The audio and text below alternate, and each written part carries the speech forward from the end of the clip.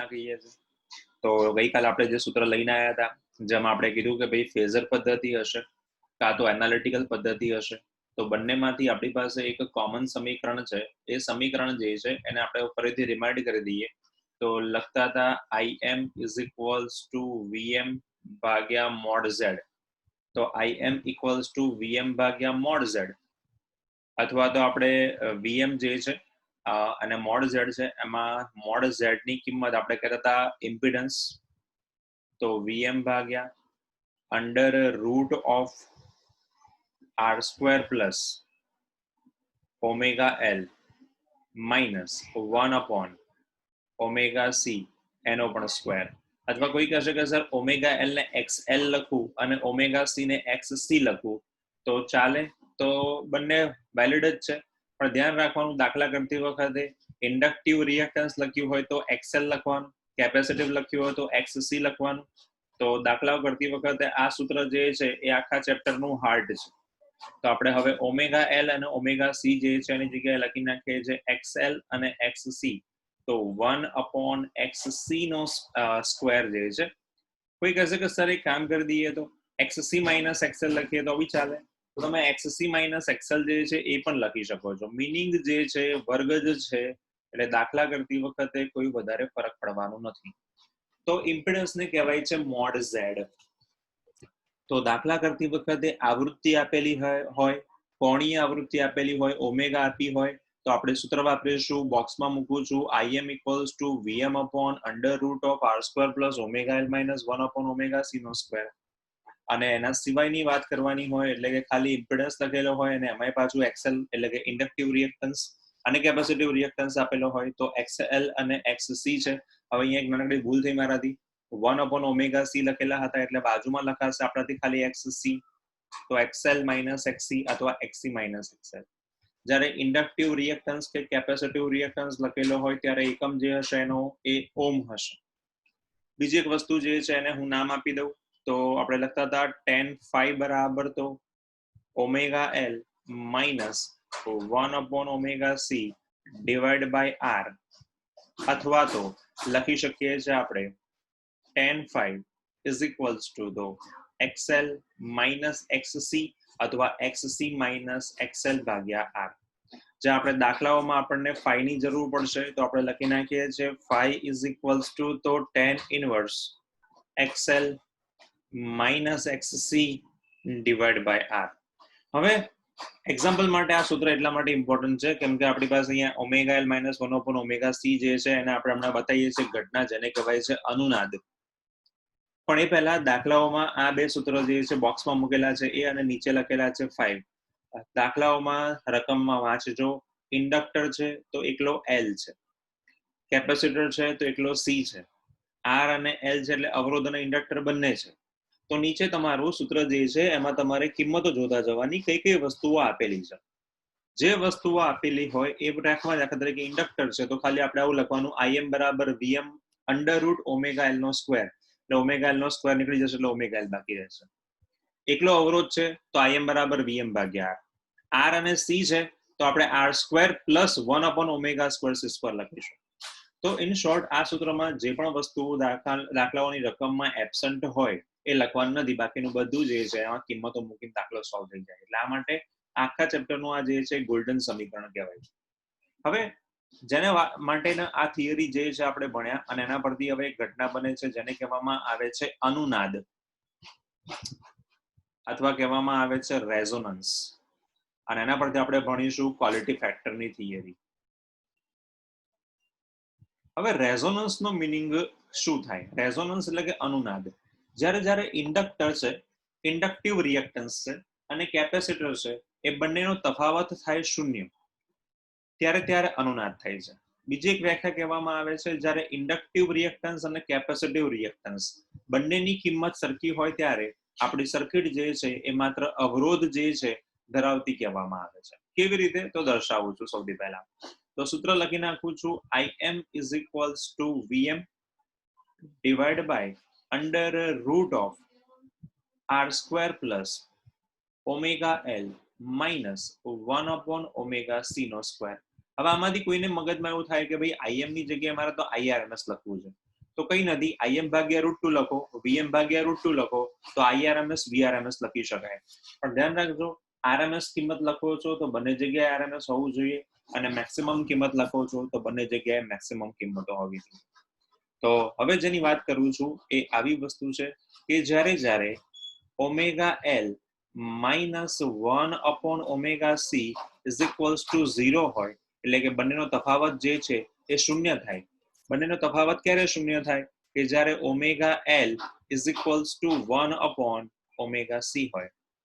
આ જ વસ્તુને તમે આવી રીતે લખી શકો છો, XL - XC અથવા તો XC - XL. એના કિસ્સામાં મેં તમને પહેલા ચર્ચા કરી હતી કે કાં તો XL ગ્રેટર ધેન XC હોય તો ઇન્ડક્ટિવ પરિપથ કહેવાય, એટલે ઇન્ડક્ટર જે છે લીડ કરે છે, અને C હોય તો કેપેસિટર લીડ કરે છે. તો XL અને XC બંને સરખા હોય. જ્યારે આવું થાય છે ત્યારે પરિપથ જે છે એને કહેવામાં આવે છે અનુનાદની ઘટના બને છે. એટલે કે જ્યારે ઓમેગા L અને ઓમેગા C સરખા હોય ત્યારે, હવે ઉપરના સમીકરણમાં બંનેની કિંમત મૂકી દઈએ કે ઓમેગા L અને ઓમેગા C બંનેની કિંમત તો સરખી છે, ત્યારે આપણો જે પરિપથ બને છે એમાં અંડર રૂટ આપણી પાસે મળ્યા માત્ર ને માત્ર r² અથવા તો r લખી નાખવું. કેમ આવું બન્યું? તો આનો અર્થ એવો થયો કે આ જ્યારે અનુનાદ થાય છે ત્યારે અવરોધ જે છે એ જ માત્ર પરિપથમાં એક્ટિવ રોલ પ્લે કરે છે. તો આપણી પાસે સૂત્ર થઈ ગયું Im બરાબર તો Vm ભાગ્યા R, અથવા RMS લખ્યો હોત તો RMS બરાબર IRMS બરાબર VRMS ભાગ્યા R. જ્યારે ઇન્ડક્ટર અને કેપેસિટરના ભાગ સરખા ત્યારે મેં તમને કીધું અનુનાદ થાય છે. અનુનાદ એટલે કે આવૃત્તિઓ ઉત્પન્ન થાય છે, રેઝોનન્સ ઉત્પન્ન થાય છે. તો હવે રેઝોનન્સને આપણે માપીએ છીએ, તરંગો ઉત્પન્ન થાય, કારણ કે ઇન્ડક્ટર છે પોતાનામાં ઇન્ડક્ટિવ ઉર્જા, ચુંબકીય ઉર્જાનો સંગ્રહ કરે છે, કેપેસિટર પોતાનામાં કેપેસિટિવનો સંગ્રહ કરે છે. એટલે બંને જે છે પોતાના અમુક કળા તફાવત કોણીય વેગ ધરાવતા હોય છે, અને કોણીય વેગ ધરાવે એટલે આવૃત્તિ ધરાવે છે. હવે આનું સૂત્ર જે છે, બીજું એક સૂત્ર કે દાખલામાં આપણે કામમાં આવશે કે જેને આપણે કહેવામાં આવે છે ટ્યુનિંગ પરિપથ. તો સૂત્ર જે છે એને હું આગળ જતો જોઉં કે જ્યાં બંનેમાં ઓમેગા L અને ઓમેગા C ની કિંમતો સરખી છે, તો ω² ઇઝ ઇક્વલ્સ ટુ તો LC, કેમ કે મેં ખાલી ઓમેગા અને L ની જગ્યાઓ અદલા બદલી કરી નાખી છે. જો આવું થતું હોય તો આપણી પાસે સૂત્ર તૈયાર થઈ ગયું, ઓમેગા બરાબર તો 1/√LC. ઓમેગાના એકમમાં કોઈ ફરક પડશે નહીં, જેને આપણે 11માં કહેતા હતા રેડિયન પ્રતિ સેકન્ડ. રેડિયન જે છે એનું પાસું હોતું નથી, એટલે સેકન્ડ ઇન્વર્સ કહી શકો તમે એકમમાં. અને f તરીકે મૂકતા જઈએ તો આપણને ખબર છે ઓમેગા બરાબર તો 2πf. તો સૂત્ર જે છે આપણું તૈયાર થઈ ગયું છે, જેને આપણે કહીએ છીએ કે ભાઈ 2πf ઇઝ ઇક્વલ્સ ટુ તો 1/√LC. જ્યાં આવૃત્તિને સૂત્રનો કરતા બનાવી દો તો સૂત્ર તૈયાર થઈ ગયું છે 2π√LC. તો દાખલાઓ માટે બહુ ઇમ્પોર્ટન્ટ છે કે જ્યાં ઘણા બધા ચેપ્ટરના દાખલાઓ છે એમાં અનુનાદની ઘટના બને છે, તો યાદ રાખવાનું અનુનાદ થતો હોય ત્યારે ઓમેગા L અને ઓમેગા C ની કિંમતો સરખી હોય. અનુનાદ થતો હોય ત્યારે પરિપથ જે છે એમાં અવરોધ છે એ Im બરાબર Vm ભાગ્યા R થાય.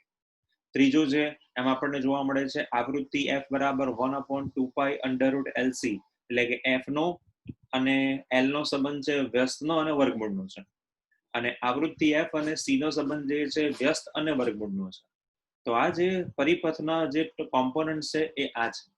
બીજી એડિટિવ ઇન્ફોર્મેશન આમાં કહું હું તમને, તો આપણે ઉપર કહી શકીએ કે જો અનુનાદ થતો હોય તો આપણે Im અને Vm જે છે એમાં વોલ્ટેજ અને અવરોધ જે છે એ સમાન કળામાં હોય છે. તો Im is equals to Vm I ભાગ્યા R, sorry Im equals two V ભાગ્યા R.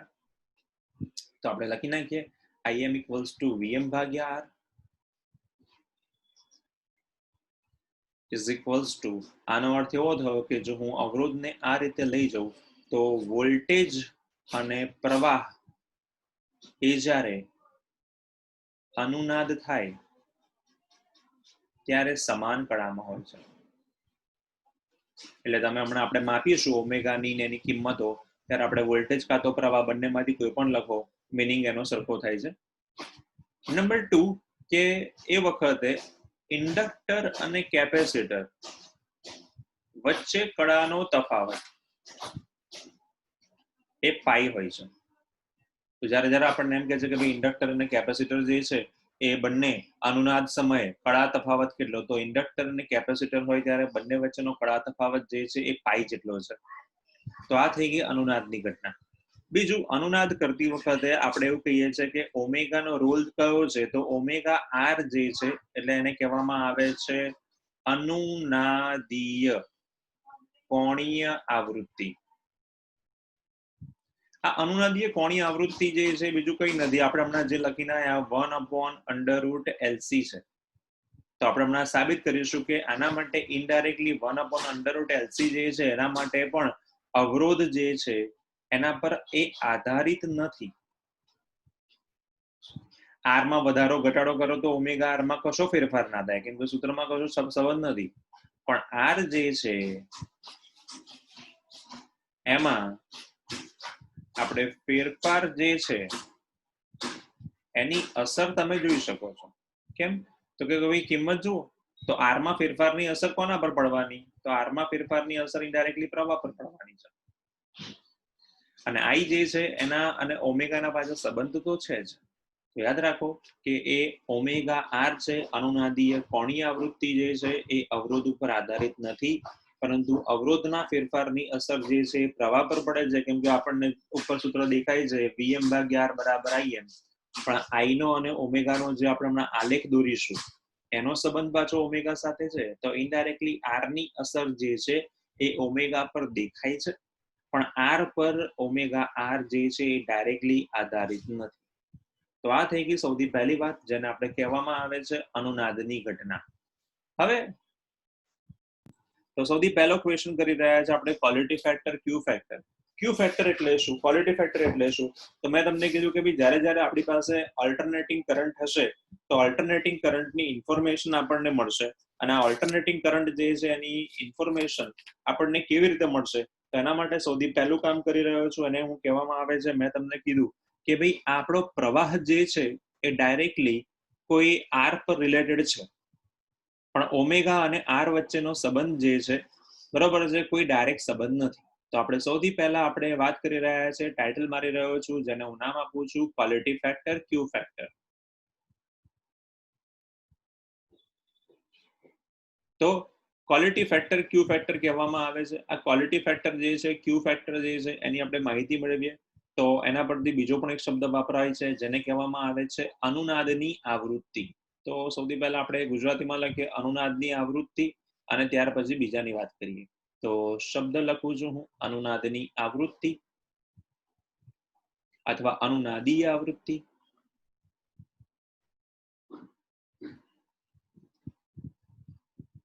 ક્વોલિટી ફેક્ટર અને કહેવામાં આવે છે ઇંગ્લિશમાં રેઝોનેટિંગ ફ્રીક્વન્સી.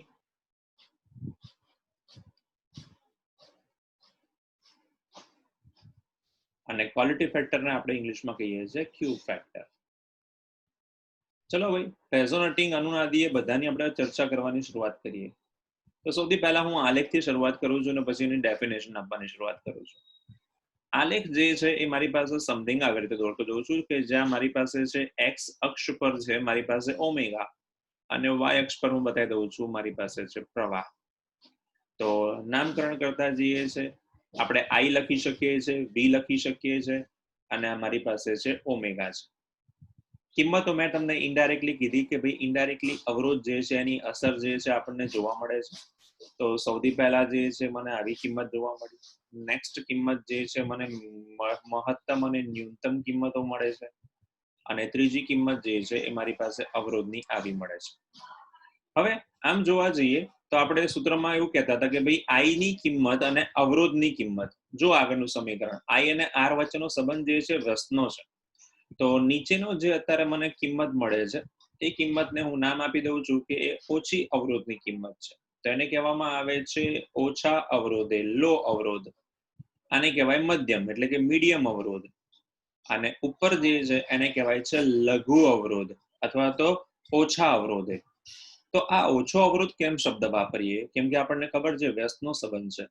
જો ઓછો આર હોય તો પ્રવાહ વધે, તો એને કહેવામાં આવે છે લઘુત્તમ અથવા તો ઓછો આર.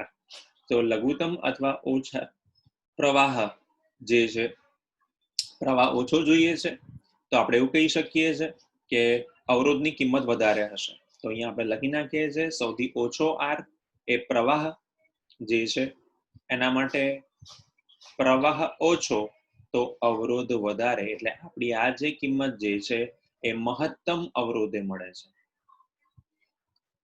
તો લખી નાખીએ છીએ આપણે મહત્તમ અવરોધ મધ્યમ અવરોધ ને સૌથી ઓછો અવરોધ.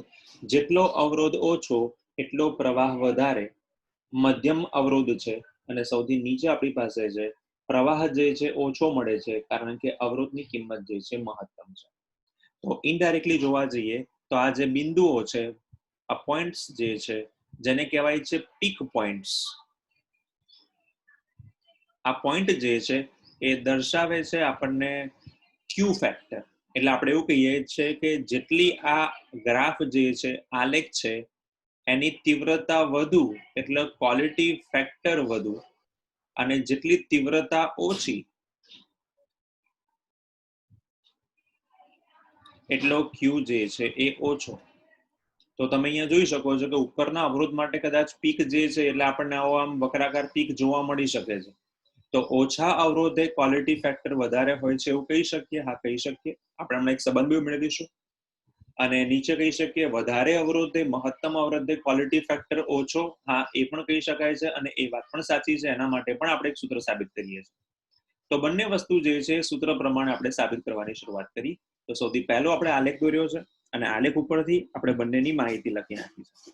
હવે મેં તમને કીધું કે ભાઈ રેઝોનેટિંગ ફ્રીક્વન્સી ઓમેગા આર છે એનું સૂત્ર આપણી પાસે તૈયાર છે. બીજું સૂત્ર હવે અને આકૃતિ દોરવાની શરૂઆત કરું છું, જેને હું લખી નાખું છું ઓમેગા આર અને ઓમેગા, જેના ઉપરથી આપણે હવે એની વ્યાખ્યા લખવાની શરૂઆત કરીએ છીએ. તો સૌથી પહેલું કામ કરું છું એની અલગ બીજો એક આલેખ દોરીએ આપણે, અને એ આલેખને હું આવી રીતે દર્શાવી દઉં છું કે લેટ્સ સે મારી પાસે આ એક ગ્રાફ છે ફરીથી ઓમેગા વિરુદ્ધ પ્રવાહનો. મેં એટલા માટે અહીંયા ગ્રાફ દોર્યો છે કે એના પરથી મારે અહીંયા એક વ્યાખ્યા લખવાની છે અને આગળના સૂત્રો મેળવવાના છે. સૌથી પહેલું જે છે આપણા નિયમ પ્રમાણે આગળ જે વસ્તુ કરી એ પ્રમાણે અહીંયા પ્રવાહ લખી શકો છો, વોલ્ટેજ લખી શકો છો, અહીંયા લખી શકું છું હું ઓમેગા. આગળનામાં આપણે લોકોએ એવી વસ્તુ બતાવી કે સીધે સીધું આપણે ઓમેગાનો અને પ્રવાહનો અને આરનો સંબંધ થયો. હવે હું અહીંયા જે સૂત્ર મેળવવા જઈ રહ્યો છું એ સૂત્ર જે છે એને હું આવી રીતે બતાવી દઉં છું કે કિંમતો જે છે મારી આવી રીતે વધે છે અને ઘટી ગઈ. મને આવો શાર્પનેસ વાળો ગ્રાફ મળ્યો. આવો શાર્પનેસ વાળો ગ્રાફ ત્યારે જ મળે કે જ્યારે અવરોધની કિંમત ઓછી હોય, જેવું આપણે હમણાં આગળ બોલી ચૂક્યા. હવે એ બંને પોઈન્ટ્સ જે છે એના ઉપરથી હું અહીંયા આગળ પીક પોઈન્ટ્સ અને પોઈન્ટ્સ મૂકતો જોઉં છું. તો ડોટેડ લાઈનથી દોરું છું જે એની પીક પોઈન્ટ છે, જે ક્વોલિટી ફેક્ટર માટે આપણા માટે ઇમ્પોર્ટન્ટ છે, અને બાકીના જે બે પોઈન્ટ છે એને હું નામ આપું છું હવે ઓમેગા 1 અને ઓમેગા 2, જેને કહેવાય છે બંને કોણીય આવૃત્તિનો તફાવત. અને જે મહત્તમ બિંદુ મળે છે એને કહેવાય છે અનુનાદીય કોણીય આવૃત્તિ, જેને આપણે કહીએ છીએ ઓમેગા આર. તો કિંમત મૂકી દઈએ છે કે નીચે લખી નાખું છું ઓમેગા આર અને આને કહેવામાં આવે છે ઓમેગા 2 અને ઓમેગા 1.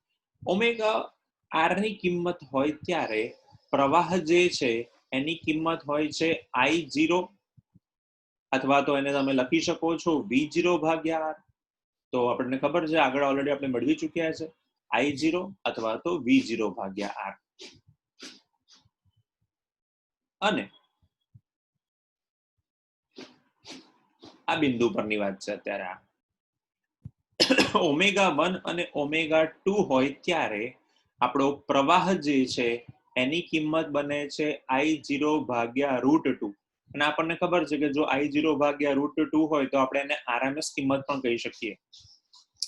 તો આ બંને બિંદુઓ છે ઓમેગા 1 અને ઓમેગા 2, ત્યારે પ્રવાહની કિંમત બને છે I0 ભાગ્યા √2, અથવા તો I0 ની કિંમત છે V0 ભાગ્યા આર, એને કહેવાય છે V0 ભાગ્યા √2 ઇન્ટુ આર.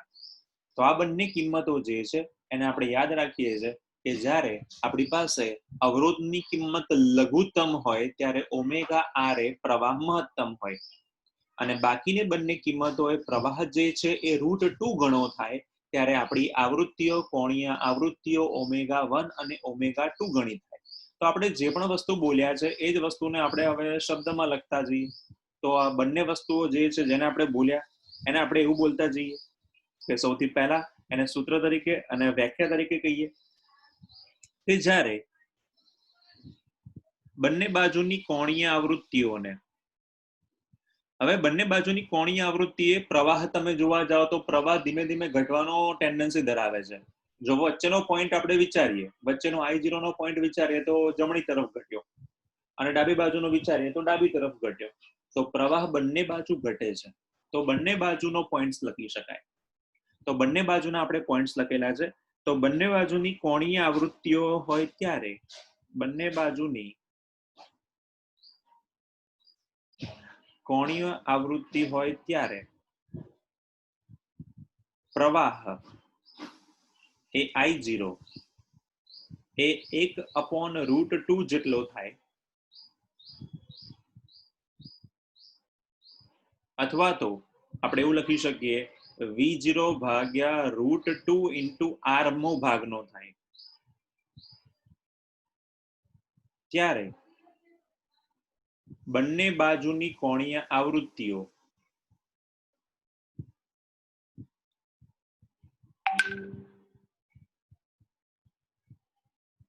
ω1 અને ω2 છે. આ થઈ ગઈ આપણી બંને તરફની વ્યાખ્યાઓ, જેને માટે આપણે કહી શકીએ અનુનાદીય કોણીય આવૃત્તિ સાથેના સંબંધ સાથેની વાત. હવે એનું સૂત્ર ક્વોલિટી ફેક્ટરના સ્વરૂપમાં લખતા જઈએ. તો ક્વોલિટી ફેક્ટરના સ્વરૂપમાં એનું સૂત્ર છે Q = ωr ભાગ્યા ω2 - ω1. ચલો ભાઈ, ક્વોલિટી ફેક્ટરના આધારે બંનેની વ્યાખ્યા લખીએ આપણે. પહેલી વ્યાખ્યા લખીએ આપણે લોકોએ. હવે ક્વોલિટી ફેક્ટરના આધારે લખીએ તો એને કહેવામાં આવે છે અનુનાદીય કોણીય આવૃત્તિ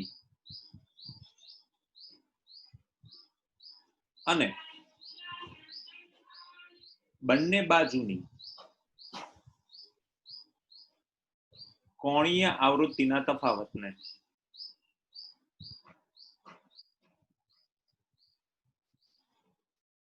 ક્યુ ફેક્ટર કહે છે.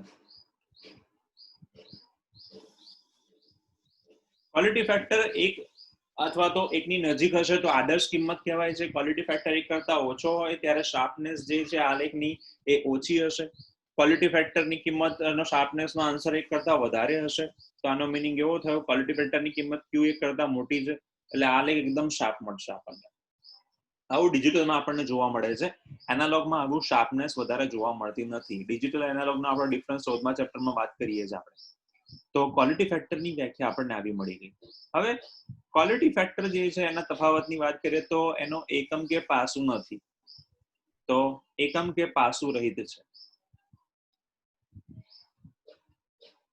બીજું આપણને ડિફરન્સ જોવા મળે છે ω2 - ω1 ને આપણે અહીંયા શબ્દમાં કીધું છે જેને કહેવાય છે કોણીય આવૃત્તિનો તફાવત. એના માટે બીજો એક શબ્દ છે જેને કહેવામાં આવે છે બેન્ડવિડ્થ. એમાં ડ જે છે ડી એ સાયલેન્ટ છે એટલે એનો સ્પેલિંગ છે એને કહેવાય છે બેન્ડવિડ્થ. હવે આ જે પરિપથ જે છે આપણે હવે જેની વાત કરી R હોય, L હોય, C હોય અને એના માટે જે અનુનાદ થાય છે એ પરિપથ જે છે એને કહેવામાં આવે છે frequency selecting circuit. Frequency selecting circuit કેમ કે આપણે એને અલગ અલગ આવૃત્તિ આપીશું એમાંથી એ વધારે પ્રવાહવાળી આવૃત્તિ પસંદ કરશે.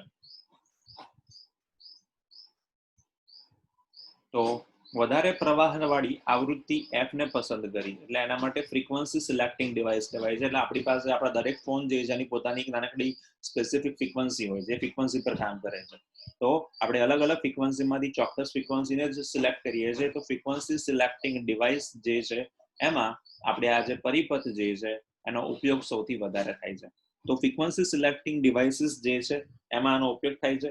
બીજું આ જ પરિપથ જે છે ફ્રીક્વન્સી સિલેક્ટિંગ સિવાયનું બીજું એક નામ છે જેને કહેવાય છે એક્સેપ્ટર પરિપથ.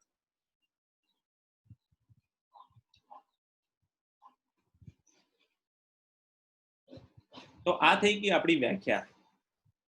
હવે આ વ્યાખ્યા જે છે એના આધારે આપણે ક્વોલિટી ફેક્ટરમાં આપણે એવું કીધું કે અવરોધ સાથે સંબંધ ધરાવે છે. તો કેવી રીતે ધરાવે છે એ સંબંધ જોઈએ આપણે લોકો. અને એક્ઝામમાં જે છે એને કહેવાય છે અનુનાદના કારણે થતી ઘટનાઓ દર્શાવો. અનુનાદના કારણે ક્વોલિટી ફેક્ટરનું સમીકરણ દર્શાવો અને બેન્ડવિડ્થ અનુનાદનું સમીકરણ તારવો. બરોબર, તો આપણે સમીકરણ તારવવાની શરૂઆત કરીએ. સૌથી પહેલું કામ કરી નાખું છું કે અહીંયા સૂત્ર જે છે આગળ, જેમાં આપણે ઓલરેડી એક સૂત્ર લખી ચૂક્યા હતા, એ હું ઓલરેડી મેન્શન કરું છું કે જે નાનકડા આપણે ભાગમાં દર્શાવી દઈએ. તો એને નામ આપી દઉં છું. સૌથી પહેલા Q ઇઝ ઇક્વલ્સ ટુ તો ઓમેગા આર, જેમાં લખી નાખું છું omega 2 માઇનસ omega 1, જેને આપણે આગળ મેઇન સમીકરણમાં વ્યાખ્યા દર્શાવવા માટે ઉપયોગ કર્યો. હવે આ સૂત્ર જે છે એને દર્શાવવા માટે આપણે લોકો ભૂતકાળમાં એક સૂત્રની વાત કરતા હતા, જેને આપણે નામ આપતા હતા મોડ ઝેડ. તો મોડ ઝેડ ની કિંમત જે છે એ આપણી પાસે આવી લખતા હતા કે ભાઈ r² વત્તા ઓમેગા એલ માઇનસ 1/ωc². પણ આપણને એટલી ખબર છે કે જ્યારે જ્યારે અનુનાદ થાય તો omega L minus omega C એનો રોલ જે છે એ અવરોધનો થાય. કારણ તો કે ભાઈ બંને જ્યારે ભેગા હોય ત્યારે અનુનાદની ઘટના બને. તો અનુનાદની ઘટના વખતે આપણી પાસે શું હોય? તો અનુનાદની ઘટના વખતે આપણી પાસે જે છે એ રોલ જે છે એ અવરોધનો છે. તો ઓમેગા એલ ઓમેગા સી બંનેની જગ્યાએ હું કિંમત હવે મૂકી દઉં છું. મારી પાસે છે આર. તો સૂત્ર થઈ ગયું mod Z is equals to તો under root of r² plus r². તો સૂત્ર થઈ જાય છે mod Z is equals to તો under root of 2 times r². સમીકરણ 1 અને સમીકરણ નંબર 2 ને સરખાવવાની શરૂઆત કરીએ. સમીકરણ નંબર 1 અને 2 ને સરખાઈ દેશો તો મને સૌથી પહેલી વસ્તુ મળી છે, જેને હું લખતો જઉં છું. તો નંબર 1 સૌથી પહેલા મને મળે છે કે 2 ટાઈમ્સ ઓફ r. તો અંડર રૂટમાં રાખીએ છીએ સૌથી પહેલા, પછી આપણે કેન્સલ કરીએ છીએ. તો 2 વખત r નો સ્ક્વેર અંડર રૂટમાં ઇઝ ઇક્વલ્સ ટુ તો અંડર રૂટ ઓફ r² વત્તા ઓમેગા એલ માઇનસ 1/ωc નો પણ સ્ક્વેર. બંને બાજુમાંથી વર્ગમૂળ કાઢી નાખીએ છીએ તો આપણી પાસે બાકી રહે છે 2r નો સ્ક્વેર ઇઝ ઇક્વલ્સ ટુ તો r² વત્તા ઓમેગા એલ માઇનસ 1/ωc એનો પણ સ્ક્વેર.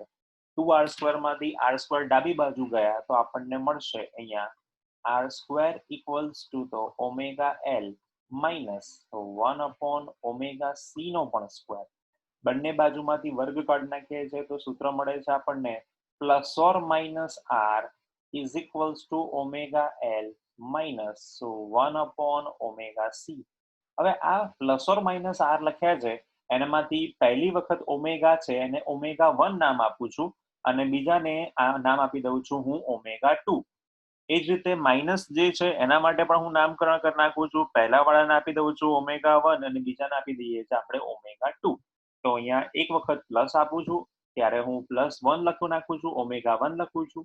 બીજી વખત માઇનસ આપું છું તો હું એને માઇનસ જે છે એમાં omega 2 લખી નાખું છું. તો બંનેમાંથી તમારી ગમતી કિંમત સાથે તમે એને મૂકી શકો છો. તો હું સૌથી પહેલા આ જે સૂત્ર છે એને હું આવી રીતે લખતો જઉં છું. સૌથી પહેલા લખી નાખું છું plus or minus r is equals two omega L minus 1/ωc. હવે એના બે ભાગ પાડી દઈએ છે. એક લખીએ છીએ પ્લસ અને બીજાને લખી નાખીશું માઇનસ.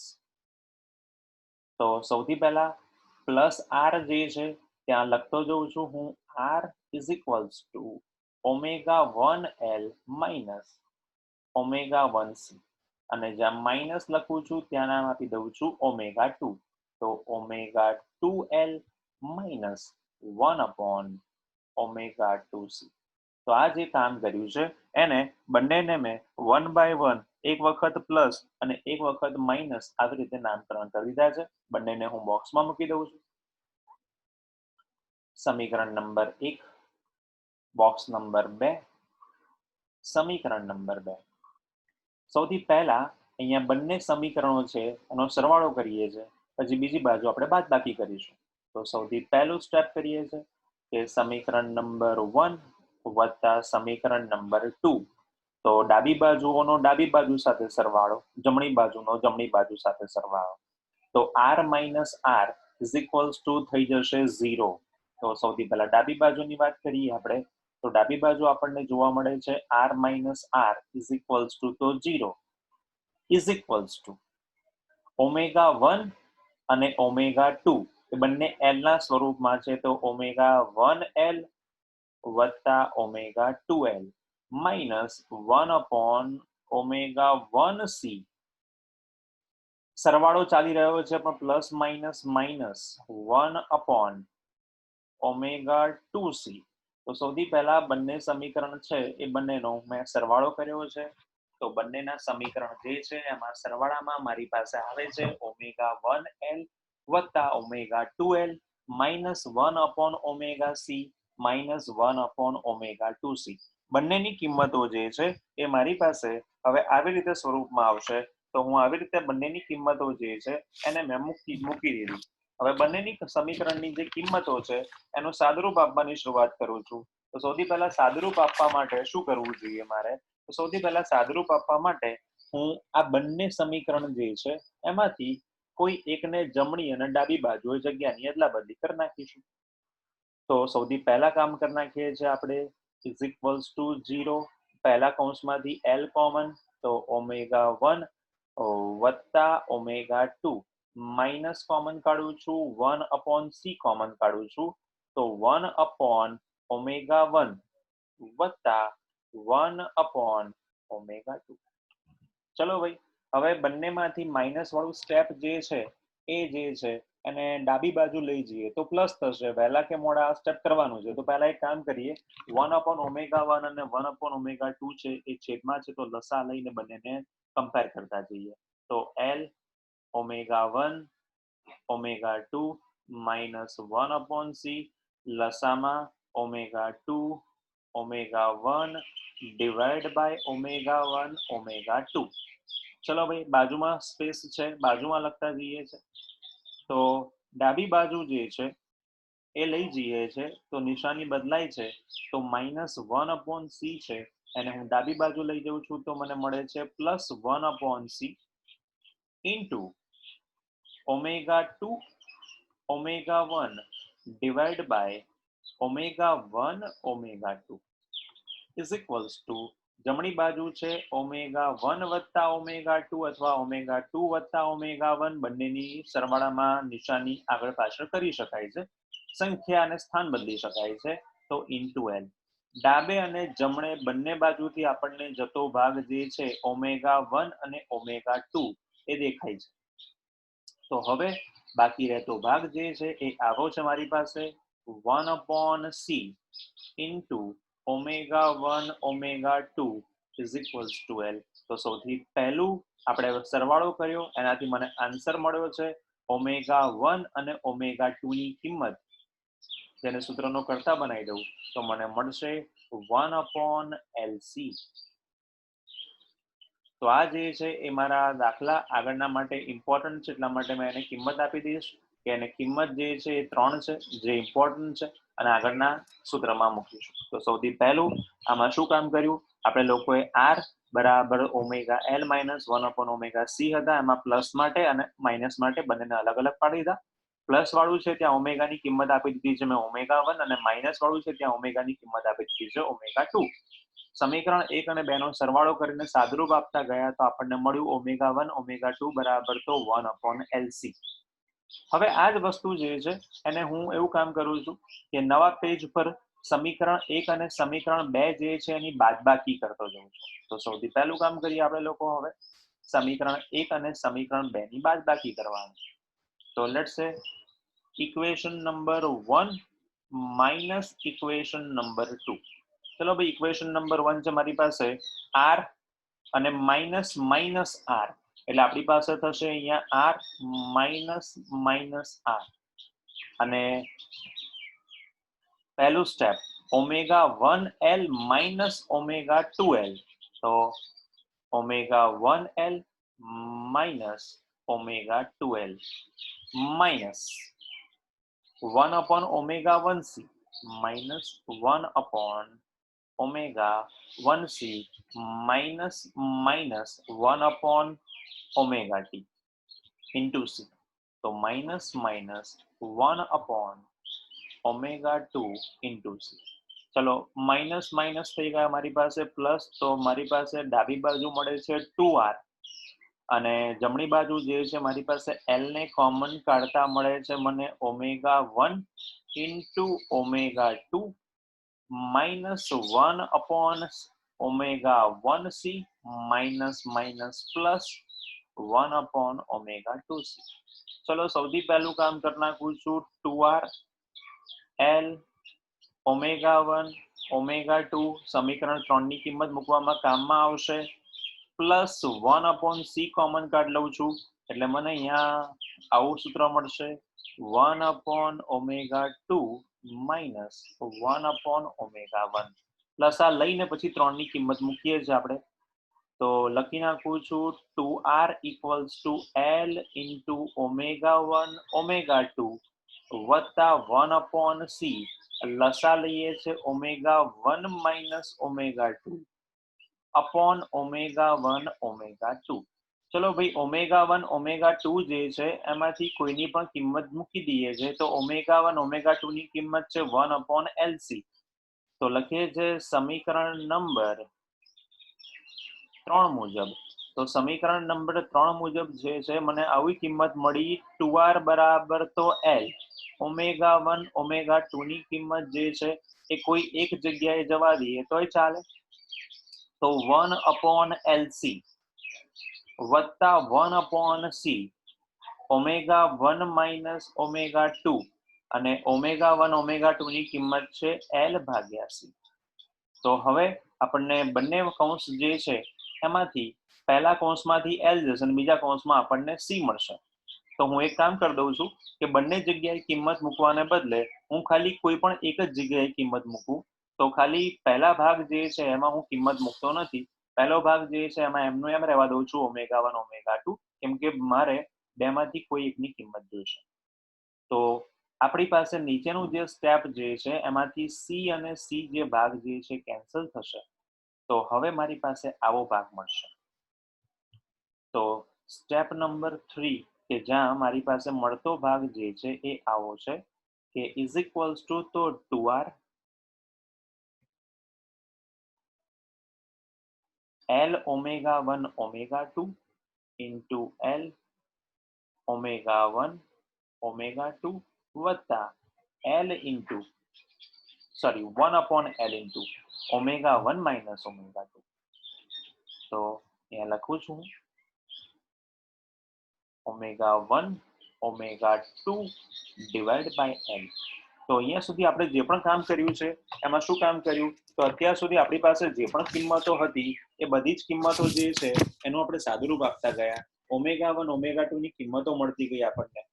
પણ યાર આ કિંમતો મળ્યા પછી આપણે એવું કહી શકીએ કે યાર ઓમેગા 1 માઇનસ ઓમેગા 2 જે છે એમાં એક ભૂલ આપણે લોકો અહીંયા એ કરી છે કે યાર એલ ભાગ્યા સી નથી, એલસી કિંમત છે એની. તો કિંમત જે છે ઓમેગા 1 માઇનસ ઓમેગા ટી ની કિંમત અહીંયા 1 અપોન એલસી છે, એટલે અહીંયા બી એક ફરક પડ્યો આપણો કિંમતનો. તો કિંમતો મૂકવામાં ધ્યાન રાખજો, ભૂલો થવાના ચાન્સીસ છે. તો આની કિંમત છે 1 અપોન એલસી. તો આપણી પાસે અહીંયા એલ અને એલ જતો રહેશે અને ત્યાં સી હતો એ બી ખોટો લખ્યો આપણે, તો ત્યાં લખી નાખીએ છીએ આપણે સી. યસ, તો હવે સી અને સી પોર્શન કેન્સલ થશે તો એલ આવશે અંશમાં. તો અહીંયા આપણે લખી નાખ્યો સી અને સી, તો એલ બાકી રહેશે. તો આગળનામાં મૂકતા જઈએ આપણે, અંશમાં આવશે એલ. તો સૂત્ર આવું થઈ ગયું આપણી પાસે. તો L into omega 1 minus omega 2. તો ધ્યાન રાખો આપણી કિંમતો છે એમાં છેલ્લે કાં તો એલ ના સ્વરૂપમાં કાં તો સી ના સ્વરૂપમાં સૂત્ર રહેવું જોઈએ. તો આપણો આ ક્રોસ ચેકિંગ નો પોઈન્ટ છે. હવે કિંમતો મળી ગઈ આપણને લોકોને કે ભાઈ 2r ઇઝ ઇક્વલ્સ ટુ આપણી પાસે કિંમતો અવેલેબલ છે.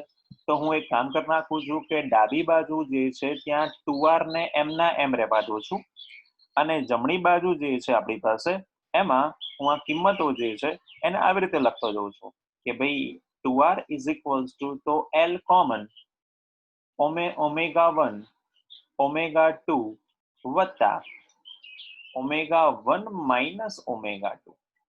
હવે આ કિંમતો આપણને મળી ગઈ છે, તો આના પરથી આપણે આવો કોઈ મીનિંગ કાઢી શકીએ કે ભાઈ ઓમેગા 1 માઇનસ ઓમેગા 2 જે છે એની કિંમત તો આપણે લોકો આવું લખવા ટેવાયેલા હતા કે ઓમેગા r ભાગ્યા omega 1 minus omega 2 is equals to, તો આપણી પાસે ક્વોલિટી ફેક્ટર હતો. તો અહીંયા બંને જગ્યાએ આપણે લોકો ઓમેગા 1 ની જગ્યાએ અને ઓમેગા 2 ની જગ્યાએ એલસી લખી શકીએ છે. તો હું લખી નાખું છું omega 1 omega 2 is equals two indirectly omega 1 minus omega 2. તો સૂત્ર તૈયાર થઈ ગયું છે. 2r ઇઝ ઇક્વલ્સ ટુ તો l into omega 1 minus omega 2. ચલો ભાઈ, બધા સૂત્ર જે છે એ પ્રમાણે આપણે આટલા સુધી વધતા ગયા. મારે જે સૂત્ર જોઈએ છે એ આવું જોઈએ છે, omega 1 minus omega 2 is equals to, તો અહીંયા 2 વખત છે એટલે 2 આવશે, ઇઝ ઇક્વલ્સ ટુ તો r ભાગ્યા l. તો આપણે જે પણ જરૂર હતી એ બે કિંમતની જરૂર હતી. એક કિંમત હતી આપણી પાસે l અને c ની જરૂર હતી, ઓમેગા 1 ઓમેગા 2 ની, એ લઈ લીધી. અને બીજી કિંમત જે છે એને કહેવાય છે બંને વચ્ચેનો તફાવત. તો આ બંને વચ્ચેનો તફાવત જે છે એ આપણી કિંમતો છે. બીજું કે હવે ક્વોલિટી ફેક્ટર માટે આપણે કિંમતો મૂકતા જઈએ, તો ક્વોલિટી ફેક્ટરને આપણે લગભગ શબ્દમાં આવી રીતે ઓલરેડી ઉપર લખી ચૂક્યા છે. ફરી એકવાર લખું છું, જેને લખી નાખો છો ઓમેગા 1 માઇનસ ઓમેગા 2, અથવા તો બંને ફ્રીક્વન્સી વચ્ચેનો તફાવત કરી નાખીએ તો માઇનસમાં લખાશે, તો ઓમેગા 2 માઇનસ ઓમેગા 1. હવે આપણી પાસે બંનેની કિંમતો હાજર છે, તો મૂકતા જઈએ છે બંનેની કિંમતો. તો ઓમેગા r ની કિંમત છે 1/LC અને ઓમેગા 1 માઇનસ ઓમેગા 2 ની કિંમત છે આપણી પાસે r ભાગ્યા l. તો લખતો જઉં છું કે જ્યાં આપણે આગળના સમીકરણ પ્રમાણે q is equals two omega r ની જે કિંમત છે મારી પાસે, એ કિંમત મારી પાસે આવી સમથિંગ છે કે જ્યાં હું લખી નાખું છું 1/LC અને ઓમેગા 1 માઇનસ ઓમેગા 2 ની કિંમત છે r ભાગ્યા l. તો આ જે બંને કિંમતો મને મળે છે, આ બંને કિંમતો કોની મળે છે? તો આ કિંમતો બંને મને મળે છે એ r અને c અને આપેલા વોલ્ટેજ ઉપરથી મળે છે. તો સૂત્રની કિંમત મળી ગઈ મને, તો l અને l ગયા, તો 1/RC. યસ, q ની કિંમત r અને c ઉપર પણ આધારિત છે, એવું આપણે અહીંયા સાબિત કર્યું.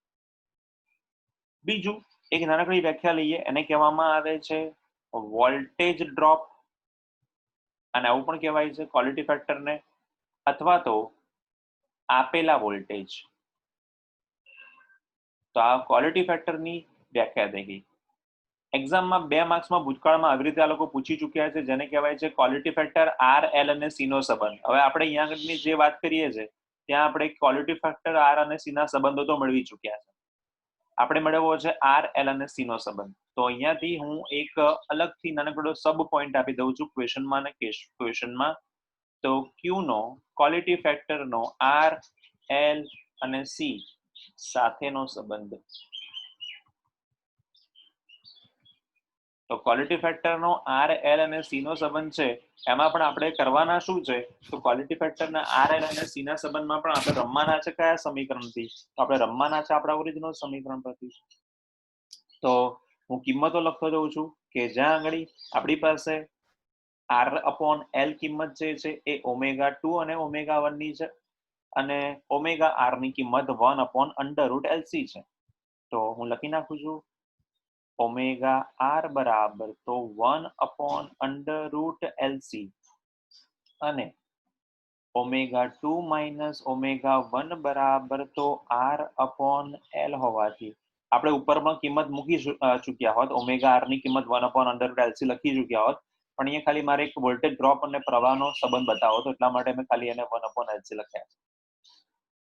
તો હવે સૂત્ર જે છે એ આપણી પાસે આવું થઈ ગયું કે ક્વોલિટી ફેક્ટર q બરાબર તો omega r upon omega 2 minus omega 1. તો ઓમેગા r ની કિંમત સૌથી પહેલું સમીકરણ 1/LC અને r ભાગ્યા l. ચલો, તો સૂત્ર આપણી પાસે હવે આવું મળે છે Q is equals to L ભાગ્યા R upon under root L under root C, અથવા તો ઉપરના અંશના L છે ને 2 વખત રૂટ L કહી શકાય છે. તો ક્વોલિટી ફેક્ટર બરાબર તો 1 upon R રૂટ L અને રૂટ C બંને રૂટમાં છે. તો ક્વોલિટી ફેક્ટર શું આપણા R અને L અને C પર આધાર રાખે છે? હા, ક્વોલિટી ફેક્ટર R, L અને C ત્રણે પર આધાર રાખે છે. તો જૂના સિલેબસમાં લોકો આવો ક્વેશ્ચન પૂછી ચૂક્યા છે એમસીક્યુમાં. નવા સિલેબસ જે છે એમાં આપણે આ ક્વેશ્ચન જે છે તો ક્વોલિટી ફેક્ટર કઈ 3 વસ્તુઓ પર આધાર રાખે છે? ક્વોલિટી ફેક્ટર અવરોધ, ઇન્ડક્ટર, કેપેસિટર ત્રણે પર આધાર રાખે છે. ક્વોલિટી ફેક્ટર બેન્ડવિડ્થ પર આધાર રાખે છે. ક્વોલિટી ફેક્ટર અનુનાદી આવૃત્તિ પર આધાર રાખે છે અને ઇનડાયરેક્ટલી અનુનાદી આવૃત્તિ એ પ્રવાહ અને અવરોધને પર ડિપેન્ડન્ટ છે, જે આપણે ઓલરેડી બહાર